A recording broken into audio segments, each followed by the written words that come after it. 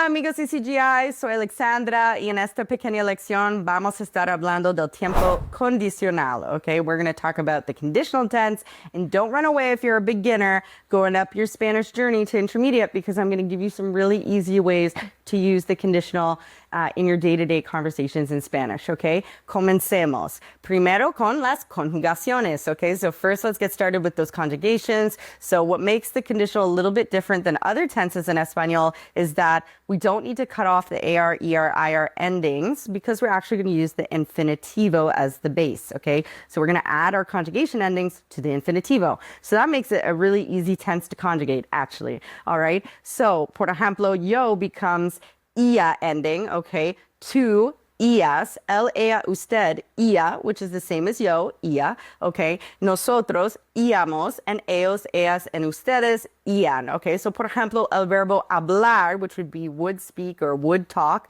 hablaría, yo hablaría, tú hablarías, él hablaría, nosotros hablaríamos, ellos hablarían, okay, muy bien. Now, comer, would eat, would become comería, comerías, comería, comeríamos, comerían. Okay, so there you can see, very easy to conjugate. All right, now we also do have some irregulares, okay? And most of these irregulares are actually yogo verbs en el presente, okay? So once again, if you're still a beginner, you should probably be starting to get familiar with those yogo verbs, right? So it's easy to take from that knowledge. So por ejemplo, verbos like vendría, I would come, tendría, I would have, saldría, I would go out, pondría, I would put, diría, I would say or tell.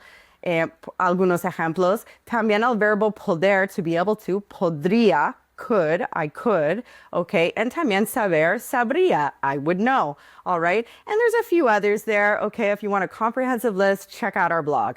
Muy bien. Ahora, cuatro usos muy fáciles, okay? 4 easy usages of the conditional for day-to-day conversations. Número uno, polite requests, okay? So you could say something like, ¿tendría tiempo? Would you have time? ¿Tendría tiempo usted? Okay? Or, por ejemplo, en un restaurante, you could see, ¿me traería un vaso de agua? Would you bring me a glass of water? ¿Me traería? Okay, so you could use that for polite requests, just like in English. But remember that in Espanol, we also have the usted command forms, which are also often used in those contexts as well. Okay, muy bien. Número dos, advice. So if you're giving advice or asking for advice, you could say, ¿qué harías tú? What would you do? And if you want to give advice, you could say, hablaría con el jefe primero. I would speak to the boss first, okay? Por ejemplo. Número tres, possibilities en el futuro. And this is often used with like wishes or preferences. Por ejemplo, me gustaría, I would like. Me gustaría viajar a España, okay? I would like to travel to Spain. Algún día, one day, okay? Muy bien. Preferiría quedarme en casa hoy. I would prefer to stay home today. Preferiría, okay? I would prefer. Muy bien. El último uso es para excusas, okay? Excuses, one of my favorites.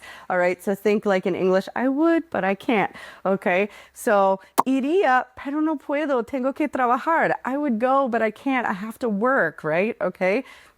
Buena excusa. También, hablaría con el jefe, pero me da pena. Okay, I would talk to the boss, but I'm a little embarrassed to do it, right? Or a little shy to do it.